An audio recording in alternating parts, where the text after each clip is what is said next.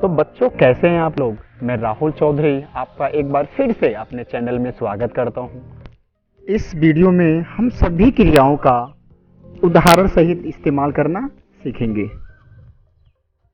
अगर आप हमारे नए व्यूअर हैं तो प्लीज़ हमारे चैनल को सब्सक्राइब कर लें और जो बेल वाली घंटी है उसको बजाना बिल्कुल ना भूलें, ताकि जब भी हम आपको वीडियो अपलोड करें तो आपको नोटिफिकेशन के द्वारा वो प्राप्त हो सके। तो चलिए स्टार्ट करते हैं। तो बच्चों इस वीडियो में हम जितने भी हमारे क्रियाएं हैं, चाहे वो सिंपल सेंटेंस की क्रियाएं हों, चाहे वो टेंस वाली क्रियाएं हों, चाहे वो मोडाल्स वाली क्रियाएं हैं, हम सबको इस वीडियो के माध्यम में हम कवर करने का प्रयास करेंगे। और मैं फिर से आपको वचन देता हूं कि इस वीडियो को देखने के बाद आपका 50% जो टेंस है वो क्लियर हो जाएगा और 80% आप वाक्यों को इजीली ट्रांसलेट कर पाएंगे। किसी भी वाक्य को ट्रांसलेट करने के लिए ये जरूरी होती है कि उस वाक्य को हम पहचान सकें और ये चीज कंफर्म कर सकें कि उसमें कौन सी क्रिया का इस्तेमाल किया जाना है। तो बच्चों सभी क्रियाएं हमारी 3 प्रकार से यूज की जाती हैं। पहली सिंपल सेंटेंस के माध्यम से, दूसरी टेंस सेंटेंस के माध्यम से और तीसरी मोडाल सेंटेंस के माध्यम से। तो सबसे पहले हम बात करेंगे कि ये सिंपल सेंटेंस होती क्या है। तो सिंपल सेंटेंस वह वाक्य होता है जिसमें क्रिया नहीं होता है, अर्थात आप ऐसे भी बोल सकते हो कि वह वाक्य जिसमें कर्ता के द्वारा कोई क्रिया नहीं की जाती है, या अगर उसमें क्रिया हो तो वो क्रिया किसी भी कर्ता के द्वारा नहीं की जाएगी। चलिए इसको एग्जाम्पल के द्वारा समझते हैं। यदि हम कहें कि राजेश अच्छा लड़का है तो इसमें सब्जेक्ट क्या है, राजेश है, तो राजेश के द्वारा कोई काम नहीं किया जा रहा है। या हम ऐसे बोलें कि राम सोया हुआ है, तो इसमें कर्ता क्या है, राम है, और इसमें क्रिया क्या, सोना। लेकिन अब अगर ध्यान से देखें तो जो सोना है वो राम के द्वारा नहीं किया जा रहा है, तो इसलिए राम सोया हुआ क्या है, एक सिंपल सेंटेंस है। तो हमने क्या सीखा कि वह वाक्य जिसमें कोई क्रिया न हो या कर्ता के द्वारा कोई क्रिया न किया जा रहा हो तो उसे हम सिंपल सेंटेंस या सरल वाक्य कहते हैं। सिंपल सेंटेंस को ट्रांसलेट करने के लिए हम टू बी वर्ब का इस्तेमाल करते हैं। इसमें इज हो सकता है, आर हो सकता है, एम हो सकता है, वाज हो सकता है, वेयर हो सकता है और विल हो सकता है। टेंस वाले सेंटेंस इस प्रकार के हो सकते हैं। किसी भी वाक्य में क्रिया के द्वारा जिसके माध्यम से ये पता चलता है कि वाक्य में किए गए कार्य का समय के साथ क्या संबंध है। कार्य वर्तमान में हो रहा है, बीते हुए समय में हुआ था या भविष्य में होने वाला है। यही कारण है कि वर्तमान काल, भूतकाल, भविष्य काल के वाक्यों में सहायक क्रियाएं क्या होती हैं, भिन्न होती हैं। तो सामान्यतः काल 3 प्रकार की होती हैं जो हमारे क्या है, निम्नलिखित हैं। पहला हमारा होता है वर्तमान काल जिसे हम प्रेजेंट टेंस बोलते हैं। सेकंड क्या होता है, भूतकाल जिसे हम पास्ट टेंस बोलते हैं। और थर्ड क्या होता है हमारा, भविष्य काल जिसे हम फ्यूचर टेंस बोलते हैं। तो इसका पहचान बिल्कुल सिंपल है। अगर किसी भी वाक्य में कोई भी कर्ता किसी कार्य को कर रहा है तो क्या बोलेंगे, ये हमारा टेंस वाले वाक्य होते हैं। टेंस वाले वाक्य में हम does, do, did, is, am, are, will, was, were, will be, will have been, had been, has been, have been का इस्तेमाल करते हैं, जिसका इस्तेमाल हम अभी सीखेंगे। तो बच्चों सबसे ज़रूरी चीज़ होता है कि मोडाल्स वाले सेंटेंस को समझना, इसको पहचानना। तो आप मेरी बात को बिल्कुल ध्यान सुनेंगे। तो ऐसे वाक्य जिसमें कार्य की सामर्थ्यता, संभावना, निश्चितता, इजाजत और आवश्यकता व्यक्त की जा सके तो ऐसे वाक्यों को हम मोडाल्स वाले वाक्य कहते हैं। ये सबसे इंपॉर्टेंट टॉपिक है, इस बात को आप समझने का प्रयास करेंगे। और ये चीज़ होता क्या है, ये जो हमारे मोडाल्स वाले क्रियाएं हैं वो मुख्य क्रिया के रूप में इस्तेमाल किए जाते हैं। मोडाल्स क्रियाएं निम्नलिखित होती हैं, can, could have, may, might have, should have,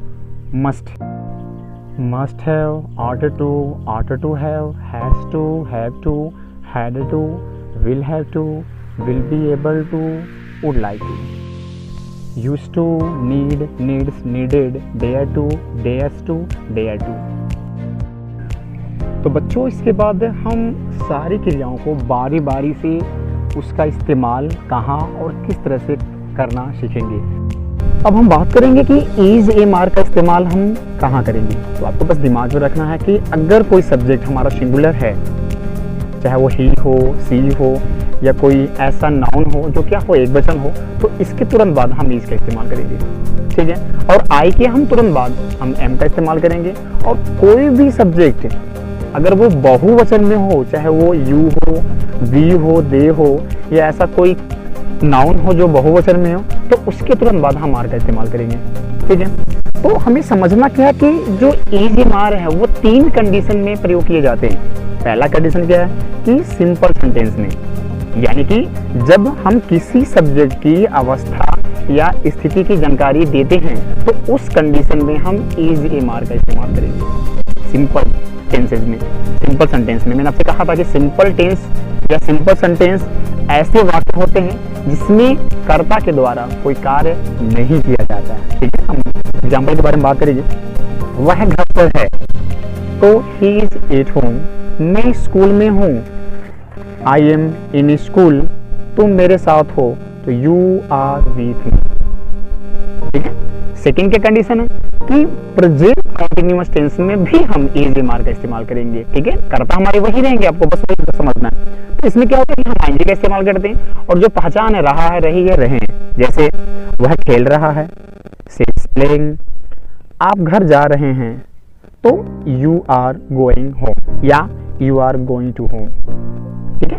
तो थर्ड जो हमारी कंडीशन है वो क्या है कि प्रेजेंट इंडेफिनिट टेंस की जो पैसिव वॉइस है, ठीक है। हम पैसिव वॉइस के बारे में बाद में बात करेंगे। जैसे कि किसी काम को किया जाता है, ऐसे हो कि किया जाता है, तो उस कंडीशन में हम भी इज एम आर का इस्तेमाल कर सकते हैं। जैसे उसे भेजा जाता है, ही इज सेंट, इसमें आपको दिमाग में रखना क्या कि इसमें हमेशा क्रिया की थर्ड फॉर्म का इस्तेमाल की जाती है। उसे किताब दी जाती है, she is given a book, मुझे बताया जाता है, ठीक है। तो आई एम टोल्ड, ठीक है। अब हम बात करेंगे कि वाज वेयर का इस्तेमाल हम कहाँ करेंगे। तो वहां पे हमने 3 चीजें पढ़ा, इज एम आर, लेकिन यहाँ पे क्या है कि वो 2 है। तो ये आपको बात बिल्कुल दिमाग में रखनी है कि इज एम आर का इस्तेमाल कब करेंगे, जब है, हो तब, यानी कि प्रेजेंट में, ठीक है। और वाज वेयर का इस्तेमाल कहाँ करेंगे, पास्ट में। तो इससे हम वाज वेयर भी बहुत लोग पढ़ते हैं, इसे वर भी पढ़ते हैं, ठीक है। तो यहाँ हमें जो सबसे बड़ी चीज समझना कि हमेशा जो सिंगुलर सब्जेक्ट होंगे उनके साथ हम वाज का इस्तेमाल करेंगे, ठीक है। और जो सबसे बड़ी चीज है कि आई को लेकर, इसमें आई क्या रहेगा, इंक्लूड रहेगा, ठीक है। आई के साथ हम वाज का इस्तेमाल करेंगे, वहां पे लफड़ा था कि आई के साथ हम एम का इस्तेमाल करेंगे। और बाकी जो अन्य कर्ता हैं, जैसे जो बहुवचन हो गए, जैसे कि यू हो गए, वी हो गए, दे हो गए, या कोई ऐसा नाउन जो प्लुरल नंबर में हो या बहुवचन में हो, तो उस कंडीशन में हम वर का इस्तेमाल करेंगे, ठीक है। इसका भी इस्तेमाल 3 तरह से की जाती है, जैसे कि हमने इज एम आर को समझा। पहला, सिंपल पास्ट में, जब किसी भी सब्जेक्ट की अवस्था या स्थिति की हमें जानकारी देनी हो। जैसे वो घर पर था तो ही वॉज एट होम, वह स्कूल में थी, शी वॉज इन स्कूल, उस दिन राहुल मेरे साथ था तो Rahul was with me dead. पहला हो गया कंडीशन। सेकंड क्या कंडीशन, पास्ट कॉन्टिन्यूअस में, इसमें होता है ना कि रहा था, रहे थे, और इसमें हम क्रिया की आंजी का इस्तेमाल करते हैं। जैसे वह सो रहा था तो ही वॉज स्लीपिंग, वह रो रही थी, ही वॉज स्लीपिंग। थर्ड हमारी क्या कंडीशन है कि पास्ट इंडेफिनिट के पैसिव वॉइस में, हमने वहां पे इज एम आर को प्रेजेंट इंडेफिनिट के पैसिव वॉइस में किया था। अब क्या करेंगे, हम वाज वर को पास्ट इंडेफिनिट के पैसिव वॉइस में करेंगे। जैसे किसी काम को किया गया, जैसे उसे बताया गया, he was told, उसे एक मोबाइल दिया गया, she was given a mobile, उसे डांटा गया, हमें डांटा गया, तो we were scolded। आपको बस दिमाग में ये चीज रखना है कि हम पैसिव वॉइस में हमेशा क्रिया की थर्ड फॉर्म का ही इस्तेमाल करेंगे। अब हम बात करेंगे कि हैज और हैव का इस्तेमाल किस प्रकार के कर्ताओं के साथ करते हैं। तो आपको बस दिमाग में रखना कि अगर हमारी सब्जेक्ट सिंगुलर है, जैसे कि ही है या ही है या ईट है, या ऐसा कोई नाउन है जो एक वचन हो, तो उसके साथ हम हैज का इस्तेमाल करेंगे, ठीक है। और बाकी इसके बाद जितने भी हमारे कर्ताएं बचेंगी, जैसे कि वो प्लुरल हो सकती है, बहुवचन हो सकती है, जैसे कि आई हो सकता है, यू हो सकता है, दे हो सकता है, या कोई ऐसा नाउन तो क्या हो, बहुवचन हो, ठीक है। तो उसके साथ हम क्या करेंगे, हैव का इस्तेमाल करेंगे। अब हम समझेंगे कि इसके कंडीशन, किस किस कंडीशन में हम हैज और हैव का इस्तेमाल करेंगे। तो मैं आपको फिर से बताना चाहूंगा कि ये प्रेजेंट टेंस का क्या है, सहायक क्रिया है, यानी कि कहाँ इस्तेमाल करेंगे, जब वाक्यांश में है, हो। ठीक है, तो अब हम बात करेंगे किस किस कंडीशन में हमें हैज और हैव का इस्तेमाल करना है। पहला कंडीशन क्या है कि पास है। ठीक है, अगर किसी वाक्य में ऐसा वाक्य हो कि मतलब मेरे पास ये है, मेरे पास वो है, तो उस समय जब उस वाक्य को हम ट्रांसलेट करेंगे तो हम हैज या हैव का इस्तेमाल करेंगे। ठीक है, तो जैसे एग्जांपल, मेरे पास पेन है, एक पेन है तो आई हैज ए पेन। उसके पास किताबें हैं तो सी हैज बुक्स। मेरे पास कुछ है तो आई हैव समथिंग। ठीक है, सेकेंड क्या कंडीशन है कि प्रेजेंट परफेक्ट टेंस में, जैसे कि जब होना था चुका है, चुकी है, चुके हैं, तो उसमें भी हम हैज और हैव का इस्तेमाल करते हैं और साथ में क्रिया के थर्ड फॉर्म का इस्तेमाल करते हैं, है ना। जैसे वह स्कूल गया, या वह स्कूल गया है, या वह स्कूल जा चुका है, तो दोनों कंडीशन में हम क्या करेंगे ट्रांसलेट कि he has gone to school. वह वहां रह चुका है तो सी हैज लिव्ड देयर। ठीक है, मैं उस लड़के के साथ खेल चुका हूँ, तो क्या हुआ ये, I have played with that. Third हमारी कंडीशन क्या है, में है या किसी के अंदर है। ऐसे कभी वाक्य आते हैं कि मतलब उसमें, उसके अंदर ये क्वालिटी है, उसके अंदर ये है, तो वहां पर भी हम हैज और हैव का इस्तेमाल करेंगे। जैसे उसके अंदर कुछ करने की क्षमता है तो he has potential to do something. मुझ में जोखिम उठाने का साहस है तो I have courage to take risk. आपके अंदर एक बहादुर दिल है तो क्या होगा, you have a brave heart. जो हमारी लास्ट कंडीशन है कि अगर हमें अपने भाई बहन को बताना है, जैसे कि मेरे पास इतने भाई हैं, इतने बहन हैं, तो उस कंडीशन में भी हम हैज और हैव का इस्तेमाल करेंगे। जैसे उसके पास 2 भाई हैं तो ही हैज 2 ब्रदर्स।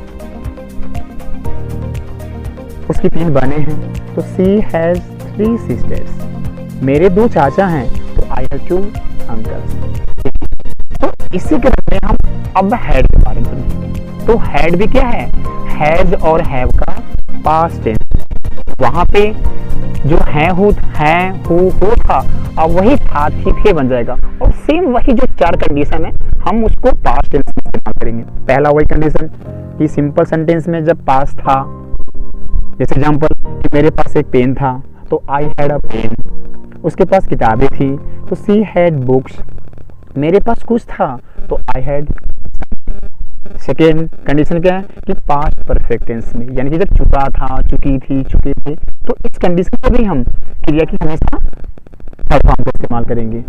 जैसे वो खेलने गया था या वो खेलने जा चुका था तो he had gone to play. वह वहाँ रह चुकी थी तो सी हैड लिव्ड देयर। जो हमारा थर्ड कंडीशन है वो था में था या के अंदर था। जैसे एग्जांपल, उसमें जीतने की तीव्र इच्छा थी तो they had a strong desire to win. उसमें कुछ करने की क्षमता थी तो he had potential to do something, है कि नहीं। और उसी की तरह भाई बहन बताने के लिए पास्ट टेंस में हम क्या करेंगे, हैड का इस्तेमाल करेंगे। एक चीज मैं बताना चाहूंगा कि ये हैड जो है ना, वो सभी प्रकार के कर्ताओं के साथ इस्तेमाल किया जाना है। ठीक है, मतलब यहाँ पे कोई कंफ्यूजन नहीं है कि सिंगुलर प्लूरल कोई भी हो, सभी के साथ हम हमेशा हैड का इस्तेमाल करेंगे। तो अगर हमें भाई बहन बताना है, जैसे उसके 2 भाई थे तो ही हैड 2 ब्रदर्स। हमारी 4 बहनें थी तो वी हैड 4 सिस्टर्स।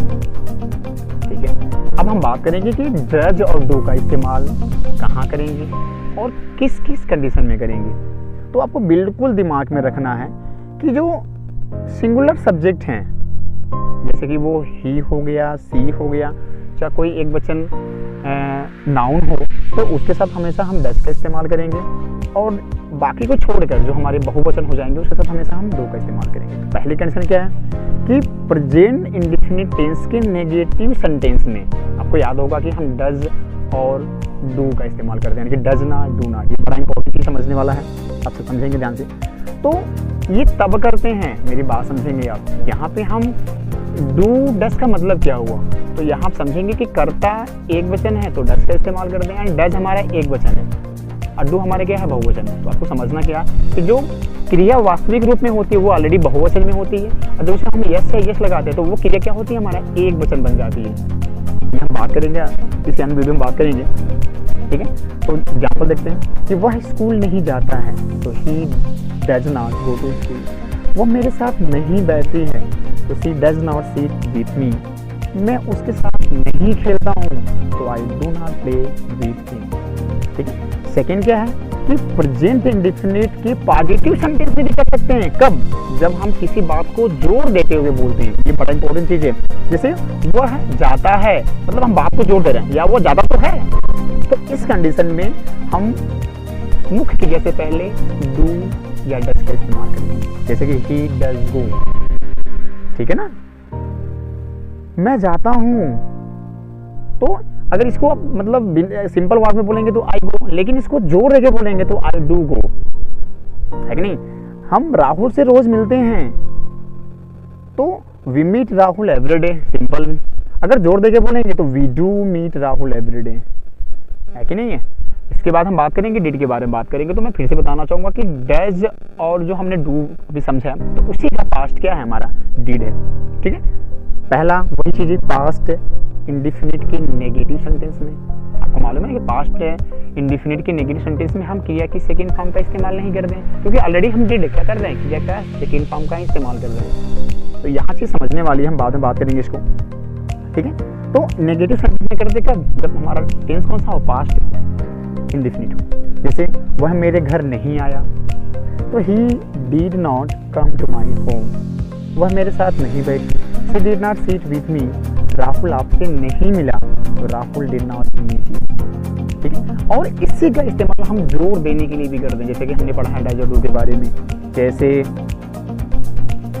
वह वहां गया, तो सिंपल में क्या बोलेंगे कि he went there। इसी को जोर देके बोलेंगे, वह वहां गया तो था, मतलब वहां तो गया, तो क्या बोलेंगे कि he did go। ठीक है। राहुल रश्मि से मिला, तो इसको सिंपल भाषा में बोलेंगे तो क्या बोलेंगे, राहुल मेट रश्मि। या इसको जोड़ देके बोलेंगे तो बोलेंगे राहुल डिड मीट रश्मि। तो बच्चों ये वीडियो जो हमारी है वो बहुत बड़ी हो जा रही है, इसीलिए हम इसको 3 या 4 पार्ट बनाएंगे। तो बच्चों ये आपका पहला पार्ट था। आज के लिए इतना ही, और अगला पार्ट को देखना बिल्कुल ना भूलें, तभी आपको सारी चीज़ें कंफर्म होंगी।